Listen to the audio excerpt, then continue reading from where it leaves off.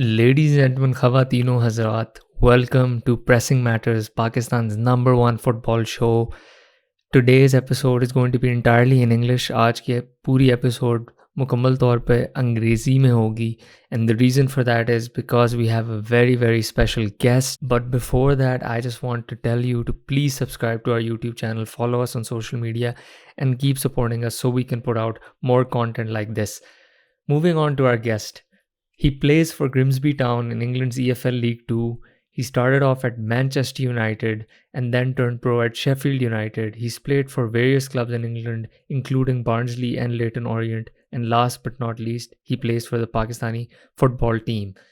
Ladies and gentlemen, Otis Khan is on the mic. Thank you so much for taking out the time, man. It's been a while scheduling this and everything, but I'm glad we're finally here to talk.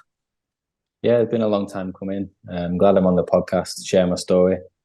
Something I've been looking forward to, and just glad we're here now. Yeah, absolutely. I think that's one of the I think everyone in Pakistan, myself included, who watches football is a big fan of yours. We're very glad you're here to represent the country and put on the green shirt, and we want to just get to know you and hear your story. I think that is a good place to start, because I think I want you. Let's go back to when you were a kid, right? And the start of this whole story. Everyone who has fallen in love with football, who has played it, who watches it or whatever, can trace back that story or that journey back to the start, right? When they were a kid. So can you take me back to the time when you started falling in love with football? When was that? What age was that? And how did that happen? It must have been really early. I started sort of playing football with my brother and my twin brother, so that always helps. I think we got some football for Christmas and birthdays. So as a present, we get a football. We'll go out in the front garden, in the back garden, probably 3-4 years old. And around that time in England, around 4 and 5 years old, is when you can start playing in tournaments locally. So my dad was a manager of a team, and me and my brother would go play for that team. So around 5-6 years old, I think that's when sort of the love for football came in. It was just pure happiness playing football, enjoying myself, practicing my skills and applying them in matches. So I think after 5-6 years old, then I got picked up by Manchester United, and then I wouldn't say it got serious, but that's when I probably started taking my football a bit more seriously. But still at that time, all the way up until probably 13, 14 is when you can just, it's the best time of your life, just enjoying football and having an amazing time. Absolutely. That's very interesting, because as someone who grew up with a father who was a sports lover, so my father played almost all sports. And I remember when I was a kid, he encouraged me to play every sport. Obviously, he had a soft spot for cricket, which is why he made sure that I played cricket a lot, as most South Asian fathers do. But the reason why I think this is interesting, did you play other sports as well? Or was it just football? And if you played other sports, was there a moment when you were like, football is it? Like the others, I don't really care about that much. I did play. I was like sort of a cross country runner in school. In school, I was good at that. I played cricket with my friends, which I was, I felt it was a talent there. And I think we were just from a family where me, my brother, and sort of my dad, we was good at a range of sports. I think obviously enthusiasm helped. I just wanted to, to dive into anything. Was really competitive. But yeah, I'd play cricket with my friends. I play football with my friends. But as I noticed, there was a sort of a bigger talent, and I was better than all the rest of the kids at football. I sort of pursued that more. But that didn't stop me, from playing different sports in school, which I enjoyed also. But as soon as I noticed I was sort of that next level ahead of people my age at football, then I tend to like focus on football more than anything else. Yeah, and at this age, 7, 8, you also start watching football more regularly. Who were your football idols that you saw growing up on TV or in the stadium? I think the one that I definitely remember is obviously Cristiano Ronaldo. I sort of followed his career all throughout, and then I remember when the way Manchester United works, you go to the Cliff Training Centre from about 6 to the age of 12. And when you're 12, they make a decision where you go over to the first team building, Carrington. So we went over to the Carrington building. That's when you start to see the likes of Rio Ferdinand, Cristiano Ronaldo, Nemanja Vidic, Paul Pogba, players like that. So I think growing up watching Ronaldo on telly and then seeing him sort of in real life and being at the same training complex of him, hundreds of yards away from him. He's somebody I definitely followed throughout my career, and I think not so much on the pitch. I think off the pitch as well, the way he leads his life. Very family orientated, very committed, very passionate. And obviously very dedicated. So yeah, I think all around general, it would be Cristiano Ronaldo. Oh, you're not the only one. A lot of people look up to him exactly for these reasons. Because I sort of work in football part-time, and I've been really interested in football development and everything related to especially grassroots and all of that. So I just want you to take me back to that time at Carrington. How was that experience generally? The training, the routine, everything. How much did that help you to become the pro that you are today? And the second part of that question would be how much of an exposure did you have with the senior squad, with Alex Ferguson, with the Ronaldos, with the Ferdinands, to see, to get inspiration about how to become a pro, basically? I loved it. I think at that time, anyway, Manchester United was the biggest academy in the world. You got the likes of Liverpool, City, and teams like that now, where I think they're probably on that next level. But at that time, Manchester United was regarded as the best academy in the world. So I think it's helped me throughout my career. I think the philosophy and style of play that they instill of you, play with freedom, short, sharp, quick passes. That's sort of the player I am today, and it's sort of stuck with me. So you had Rene Milstein there at the time. He's a famous skills coach. He worked with Sir Alex Ferguson. Obviously worked closely with Cristiano Ronaldo when he first came. Sorry, Rene Milstein was your coach, your age group coach, or just generally was there? Yeah, so when I was at the Cliff before we went to Carrington, Rene was a coach there. He used to develop our skills young. And then when we went over to Carrington, so you carry on that, but with different coaches. And obviously training there 3 times a week with the best players sort of in and around, well, I'd say in the country at that time, because there's people from London, from Birmingham, all playing at Manchester United. And obviously the coaching, you got the best coaching in the world. I think that's followed me throughout my career, the style of play. And I think it's obviously really suits me. And I always remember one story. There's 2 buildings at Carrington. There's the academy building, there's the first team building. So when you get injured, you go over to the first team building. Obviously, there's better machines and treatment there. So once you're injured, you go over and you see the likes of, if other people are injured, like Rio Ferdinand was there at the time, Manu Vidic. You bump into these sort of players. But I remember obviously one particular day, I think I was under 16s at the time, and Tony Whelan, the academy manager, took us over to the first team building as a team. He introduced us to Sir Alex Ferguson. We watched a training session first. We obviously Rooney, Ronaldo, Ryan Giggs, and then he took us up into his office, Sir Alex Ferguson. Gave us a little speech. We wasn't in there too long, 10 minutes, but from what I remember, he's got the famous painting of, I think it's the Irish workers in New York. They're on top of a skyscraper and they've all got rope attached together. He just had a quick explanation about that, basically saying, if we're a team, we all stick together. If one falls, we all fall. Just to, implement that real togetherness. And this is probably what it's going to take to make it at this club, along with obviously great footballing ability. So that always sticks with me. To meet Sir Alex Ferguson, to watch the players very close. It was I feel really privileged, and obviously growing up at Manchester United Academy, I think it's benefited me in my career. Yeah, no, that must have been a big part of your learnings that you've taken over moving forward. Once you were sort of exposed to these players, and like you said, Manchester United at that time was one of the best teams in the world. What year was this? Or what year range was this? Like from when till when were you at Carrington? I think I was there from probably about 2000 to maybe, I think it was 2016, I think it was, something around there. So I was there for 10 years, obviously 6 till 16, but I was there for about 10 years.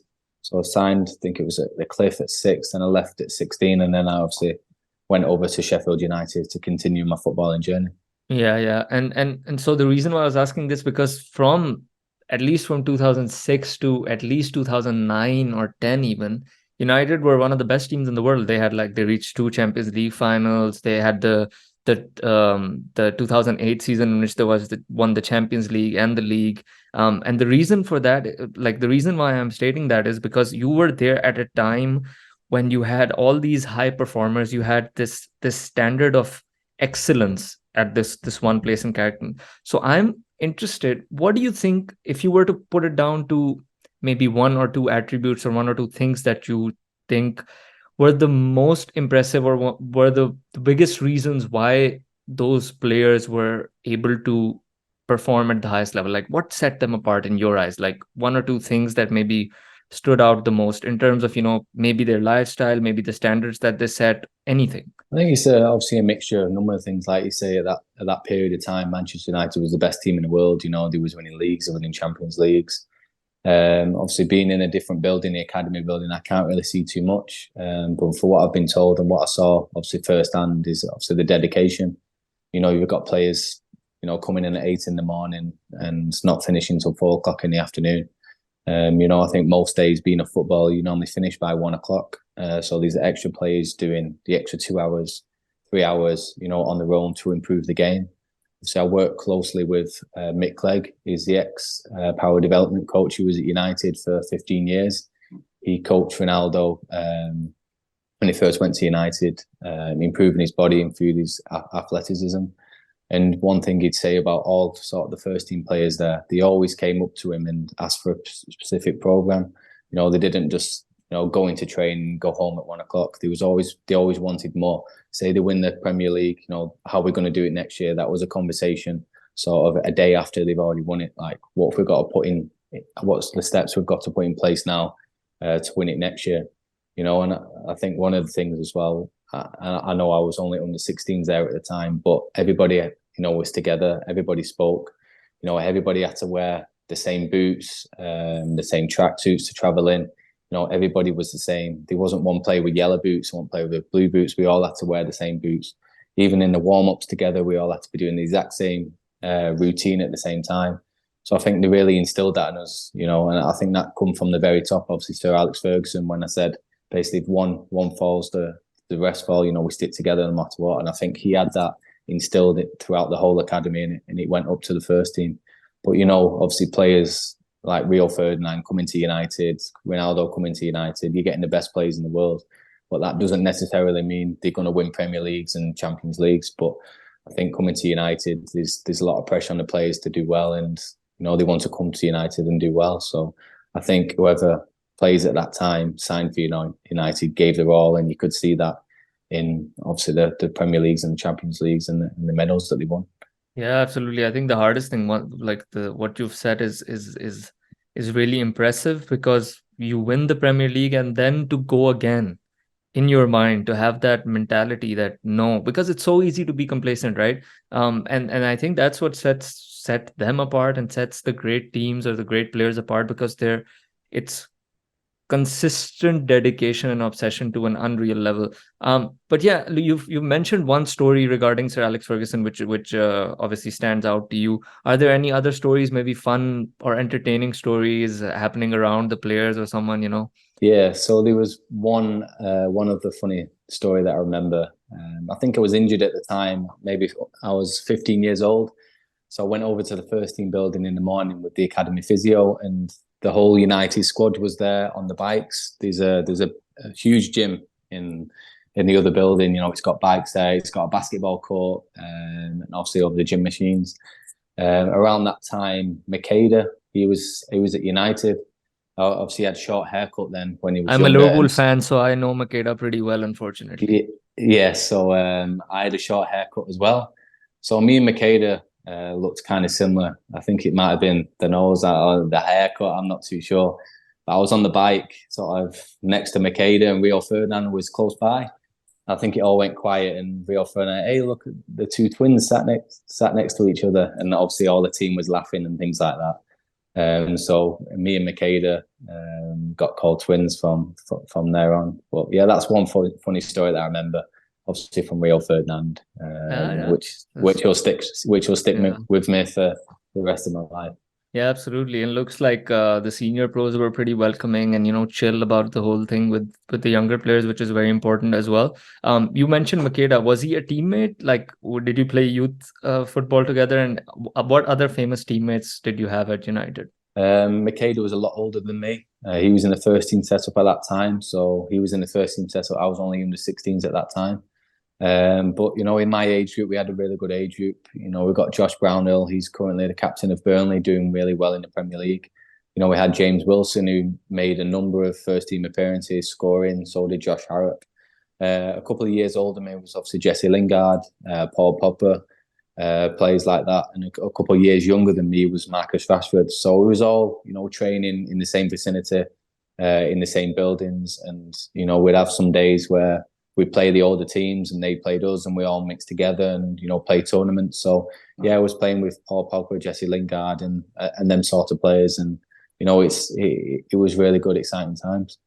Yeah, no, I bet. And then you moved on to Sheffield United, and I think this is you were at United till you were till 2016. So what age was this?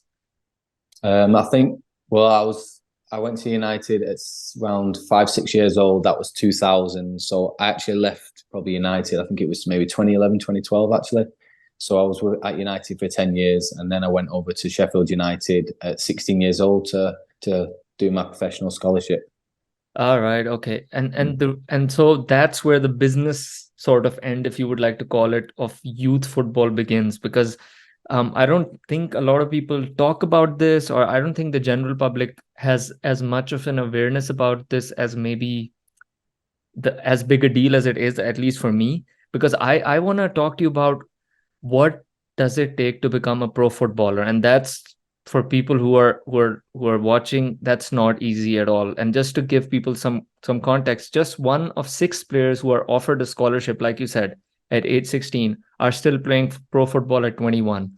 More Yes. than 99% of players who join an academy at age 9 do not make it as a pro. And so we're talking, the people who do make it as pros are the absolute, like the smallest minority of this. Everyone plays football, and then the ones we talk to or the ones we know are like the absolute. So what does it take to become a pro, and how was that part of your sort of journey, like, where you were like, okay, I've done the part where I'm having fun, and now I was at United, now I Yeah. want to get to that next stage and become a pro footballer. I think because obviously being at Manchester United from 6 all the way up till 16, it was sort of my daily life. It was my routine. It was all I was used to. So coming up to 16, everybody's dreaming of getting that scholarship contract at United.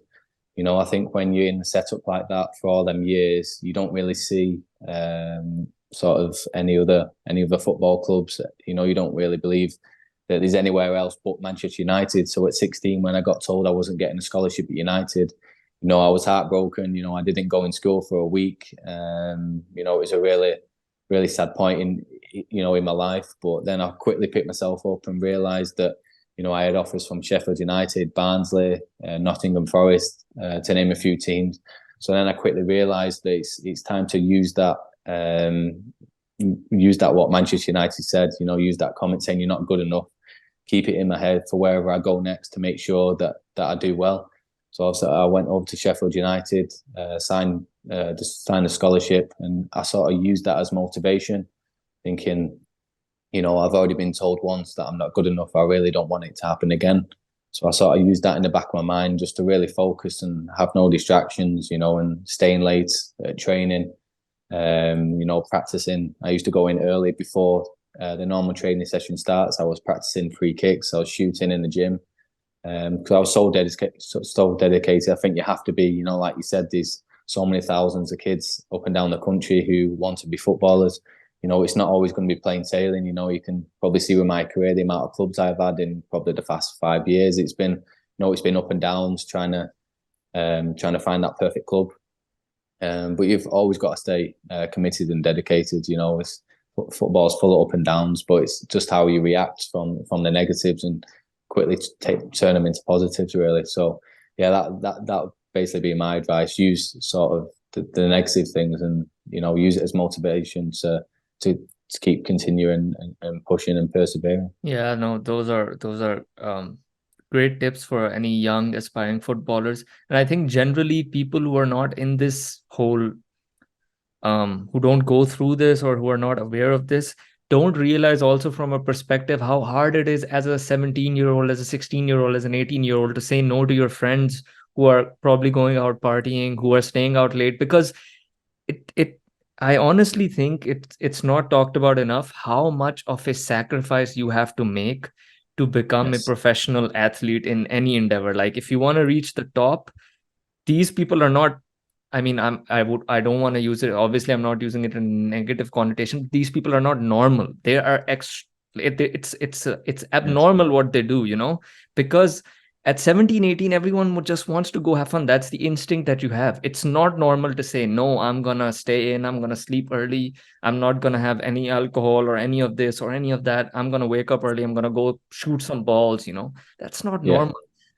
And then I think what you've said is really interesting, because I think you use the fear of not reaching pro to propel yourself and make sure that you did. But did you have like an inkling in your mind um, what alternative career you could, or now we could talk about, like, what do you think you could have been if you didn't become a footballer? Around that time, I was so driven to be a footballer. I remember at parents' evening in high school, teachers would tell my mum and dad, he need a backup plan, in case football doesn't work out. And I sort of never used to listen to them because I always thought I'm going to make it work out and I'm going to, make sure I give everything at football. And I know if I give everything that I'll succeed. It's only probably later in life. Obviously, I'm 27 now. You have little thoughts here and there, what could have been, what you're going to do, but I think at this time I'm doing my coaching badges. I've just acquired my UEFA B, so maybe it's something I would like to stay in football. Pass on my advice, pass on what I can to the younger generation, and sort of help them succeed when they can, where they can. But yeah, obviously, like you're coming back to distractions, like you said, from 6 all the way up till 16. Just having one focus, that being football. At 16, 17, 18 is when everybody starts to go out partying. Going into the city centre and things like that. I sacrificed a lot as many other people at football, but I think when you start to do well, and like I said, I made that professional debut, I made that game for Sheffield United. It makes it all worth it. When my mum and dad was watching at Bramall Lane in front of 30,000 fans, and I got my debut. It makes it all worth it. Them early nights. All that hard work going into it, all the dedication. And when you look in the stands and you see your mum and dad, and what they've been through and what they've sacrificed, that we've sort of done this together, it makes it all worth it in the end.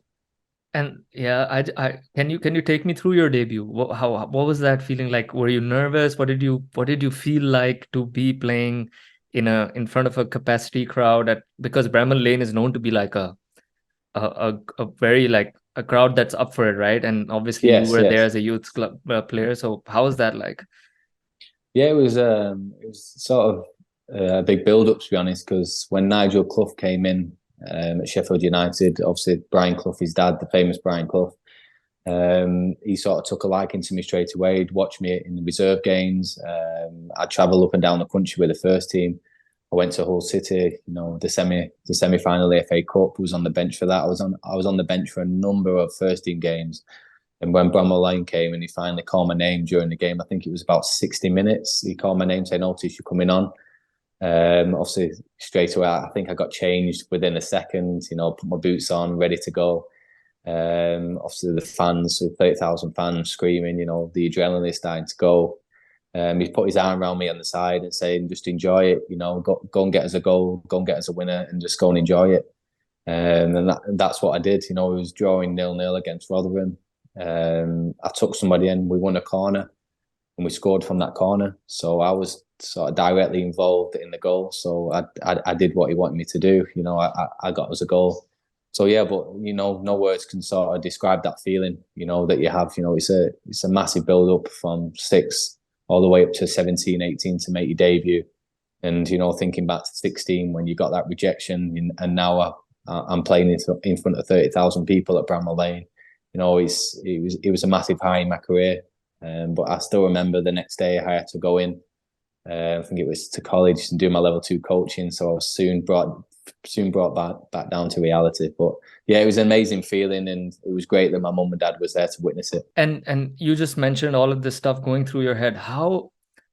But at that time, you can't afford to think about those things. There's like a game happening. It's like 30,000 people. There's like an opposition. You get very little time in pro football, especially at the upper levels. What are you doing in your, like, what's going through your mind? Are these things going through your mind actively, or is it nerves? Are you sort of overwhelmed by the occasion, or are you just now, it's like tunnel vision where you're in the game. It's like playing football and you're forgotten about everything. It could well be your playground. Like what was it at that point? I think it goes back to obviously in Manchester United growing up, the style of play that I've played.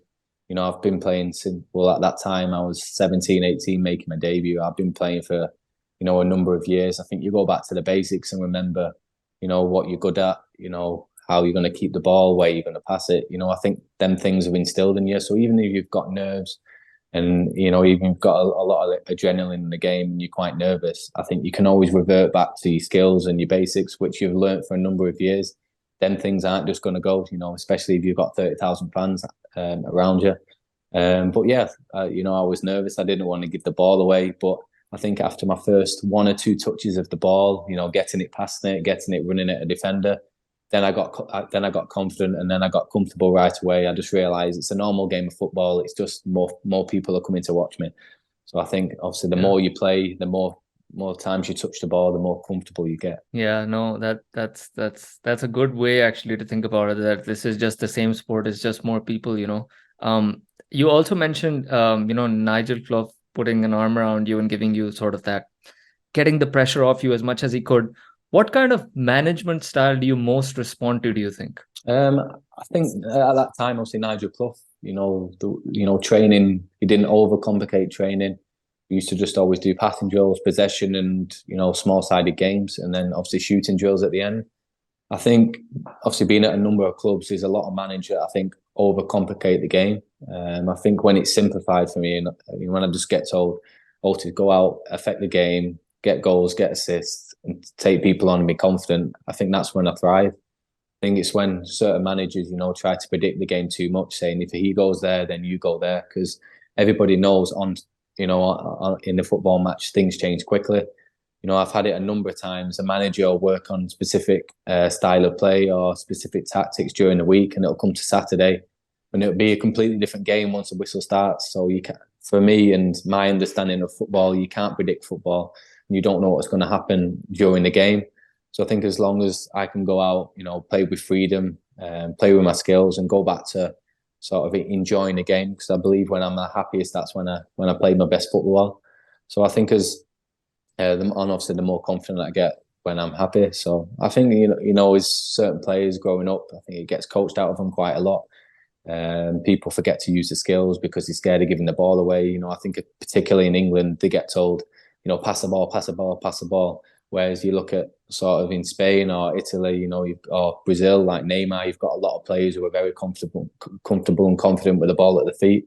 Just get told, express yourself, go and have a good time, and you know, affect the game. So I think that suits me. That definitely suits me better, to go, you know, be confident and enjoy it and play with freedom. And in terms of like man management, what kind of style do you think resonates with you? Because some people need an arm around the shoulder. Some people need to be motivated through, you know, players having a go at them. You know, you had these people like Mourinho using both these styles with different players. No one's the same. So what kind of, do you think, what kind of man management style do you um, want, or that maximizes your performance the most? I think probably, you know, an arm around me, he's a bit better. You know, I've been shouted at and I've been screamed at me throughout my whole career by different managers. That works also, because obviously I react to that as well. And I think I'm going to show you, I'm going to prove you wrong, like I did when I was 16. You know, when I got that rejection, I used that obviously as motivation. I've always sort of responded better to a manager, you know, who's sort of you know, a bit more calm, explains what they need from me, instead of just shouting. Because I know a lot of managers after the game, they get emotional because of the result. They start shouting different things that they don't necessarily mean. So you know, a sort of calm, collective manager, you know, who, you know, doesn't get too high and doesn't get too low. and sort of puts an arm around me and sort of, you can speak on a personal level, sort of Carlo as a Ancelotti. You friend. need Carlo Ancelotti. Yeah, we'll try and get him Yeah. at Grimsby Town. Yeah. Yeah, so maybe someone like that. Yeah, that's how I believe I get the best out of myself. And I think when obviously I coach in the future, I'll probably be that manager. But going back to United and the stories that I've heard about Sir Alex Ferguson, he's one of the best man managers with football has ever seen. You've got a group of 20 players. Each player is going to be different and how they're going to react to that. So I think it's about the manager understanding each player and how you're going to get Sometimes the he best went a of that bit too one. far though with the hair dryer treatment and the boot Of at course, Beckham's yeah, head, of course. But yeah, you always yeah. 20, 30 years, you're bound to make an odd mistake here and there. So now I want to talk to you about, I think, the thing that most of the listeners or people who are watching are interested in currently, which is playing for Pakistan, right? If I'm not wrong, there was an initial opportunity in 2015. What happened there? Yeah, I was at Sheffield United at the time. I think I was 17 years old, 18 years old, around the time that I made my debut. So Mohamed Shanawaz approached me, and Sharoop Sahel approached me about playing for the national team. They said something obviously I've been wanting to do. Obviously, I qualified due to my grandfather. At that time, it was obviously unknown for me. Obviously, Pakistan, I didn't really follow the national team that much. I didn't know there was a national football team. Obviously, I've always heard about the cricket team, of Yeah. course, but not the football team. So there was initial interest there. They asked me to play a couple of games for them. I think I got my vaccinations, but I couldn't get my documents processed in time. And I think being that young in the game, I just wanted to probably establish myself a bit more in England, and get more experience.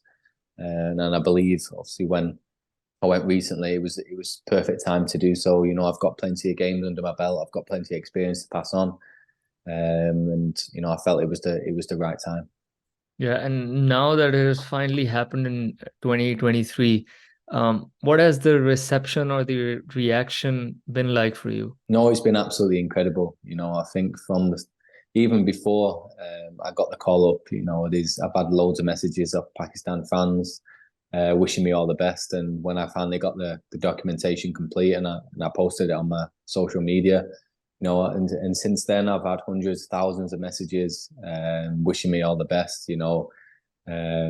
Nothing but positivity from the Pakistan fans. Obviously very humbled that I've got an incredible following from there, and hopefully we'll win some more games and sort of pay the fans back. And what has then the feeling been like for you personally playing for Pakistan and putting on that shirt for maybe the first time and then subsequently as well? Yeah, it's been a really proud moment for me. Something I've been wanting to do for a long time. My grandfather passed away before I was born, but I know if he was alive, he'd be the most proud person in the world. He would be showing me off to everybody, all the family in Faisalabad. He'd be taking me around, Oh, you're showing me from around. Faisalabad.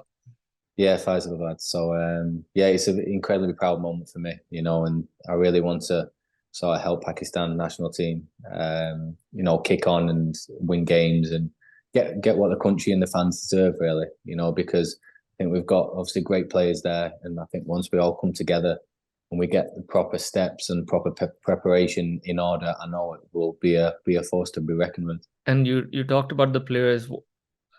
What are your thoughts on the squad and how has that been like for you, assimilating into the squad and seeing the players there and everyone that we have in the team right now? Yeah, for my first day there, I met the team in Mauritius. Very welcoming, extremely welcoming. I got on well with all of them. Really, really humble people. I think everybody's just wants to move in the same direction. Everybody wants to win football matches. Everybody wants to, get the best training. Get the best facilities. So we can go and win, the football matches, because that's the most important thing at the moment. I think the World Cup qualifier is coming up in October. I think they've never won a World Cup qualifier before, and I believe personally we've got a great squad to do so. So I think it's just all about the preparation, coming together as a team, because everybody's got the same goal. So it's just about working together and trying to get these things done so we can really push football in Pakistan. Yeah, and what has been your experience? What has your experience been like so far in terms of the football itself. So obviously you've played in England at Sheffield United, you played at Manchester United youth level, but this is like sort of different, right? It's like international football, but also like different part of international football is like Asia, Southeast Asia, stuff like that, Africa, Yeah. when you went to Mauritius. Is it more or less challenging than whatever you encounter back in like in England? I think definitely in England, the intensity of the games is a lot higher. I think in Asia and sort of Africa and places like that, it's a lot slower tempo of the games. You seem to have a lot more time on the ball compared to in England. That might be obviously due to obviously physical capabilities of the players. That might be to do, with the weather conditions being very hot and very humid. But that's obviously one of the things I've noticed straight away is that the tempo of the game is is So it's a lot easier slower. for you. Yeah, I'd say it's a bit easier, but I don't want to say it's not as competitive because I believe it's really competitive. But I think just the intensity compared to England is a lot lower. Obviously, there's obviously different factors to that, but that's definitely one thing that stood out for me straight away. Are there any different challenges there than when you play in England? Like maybe something different that's not the case in England that makes it a bit more challenging. Yeah, obviously communication. Obviously, I'm still learning Urdu. I don't speak it, so I'm trying my best to learn. Obviously, it's going to be a very very difficult process, but I'm trying. So obviously, the language barriers was a bit difficult, but that's something we have to deal with, and obviously moving forward, we've got to get over. So I think one thing, obviously, communication, but definitely be working on that. Do you have any players there who can like sort of act as translators or like sort of a bridge between players who might not speak Urdu and the rest who do? Yeah, there's a few there. There's obviously Yusuf Butt, Hassan Bashir, a couple of the Danish lads as well. Abdullah Shah speaks very good English, and there's I think a couple others as well who speak good English. Like you said, acts as a bridge, and obviously that's great. So then we can sort of have conversations with the players who don't speak English. And I think what we try to do in Mauritius, you try to sit next to somebody who sort of you haven't really had a conversation with yet to try and understand them, and try and obviously make yourself more comfortable and build that chemistry a bit more. So I think this was obviously a good idea, and obviously moving forward, I think when we go on the next tour in October, we'll all come together, and because we've already had that experience in Mauritius and India, we'll hit the ground running. Yeah, we all hope so, definitely. I think that's one of the things that everyone sort of realizes that it's a young team, it's a new team. People have sort of come together and it's going to take a bit of time just on a human level as well. We sometimes forget that footballers are human. At the end of the Yeah, day, it's like humans playing. We like focused on tactics and stuff like that, abstract ideas, but it's actually people at the end of the day. So there's that. How much are you looking forward to the World Cup qualifier and like what do you like what can you sort of maybe can give Pakistani football fans some hope, some sort of some idea of what's going on through the squad's mind as they prepare, as you guys prepare for this because again, like you said, Pakistan has not won a World Cup qualifier in its history, right? And just imagining what would happen if we were to win this one match, it would be like huge for Pakistani football, right? In the future. So are you guys like, do you guys not try to think about the occasion that much of how big a deal it is, or do you use that as a fuel? Like, what is going through the squad's mind or your mind personally? personally, I'm sort of using it as fuel. I know when we went on the tour in Mauritius and India, so that was all preparation for the World Cup qualifiers. It's been a big build up. I think there's the under-23 tournament happening now, well, shortly. So that's another preparation for the World Cup qualifiers. So the whole general conversation was geared towards the World Cup qualifiers. That's everything that we've been doing before is in preparation for this. They've never won one before, and I believe we've got a very good squad and a very good team. And against Cambodia, I believe we can do it. It's not something where we're going against probably India or Kuwait again. We're going against a team where we know we've got a chance of winning and making history. I think once inshallah, we win the game, but possibly win that game, it gives sort of inspiration for a lot of players in Pakistan. Growing up thinking, I can do this one day. The football in Pakistan's moving on, and I think if we win that game, it brings us a number of games for the next couple of years. So again, all focus is on that, and I do believe we'll do well. Yeah, absolutely. Like you said, inshallah, we win it, and we are all hoping that we do so. Just lastly, Otis, I don't want to take much more of your time. Thanks a lot for being very kind. Um, what message would you like to give to Pakistani football fans who are watching? Like anything, the floor is yours. Anything you would like to say? I think just stick with us. The message that I've been having, and thousands of messages have been so humbling.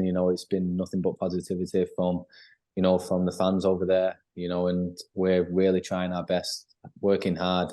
We've got players in Cyprus, we've got players in Belgium, Azerbaijan, Pakistan, and over here in England. But we know we're all working hard, gearing up to obviously the World Cup qualifiers in October. So all our focus is on there, and we want to do well for the fans, for the country, for the coach, for the president. It's been a big build up. So we're gonna give everything and make sure we win in October. Absolutely. You heard the man. Ladies and gentlemen, this has been Otis Khan at On the Mic.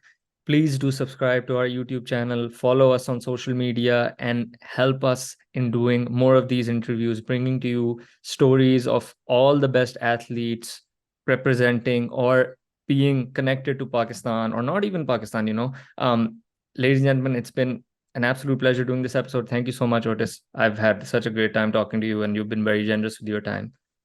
No, I've enjoyed it. Thanks for inviting me, and I've enjoyed it. Yeah, hopefully you can chat sometime in the future once you're a World Cup qualifier winner for Pakistan, making history. I look forward to that time, and the best of luck to you in your club career as well. And we're all rooting for you, man. For sure. Thank you very much. And ladies and gentlemen, do not forget, like I said, to subscribe, follow us, all of that. Until next time, take it easy.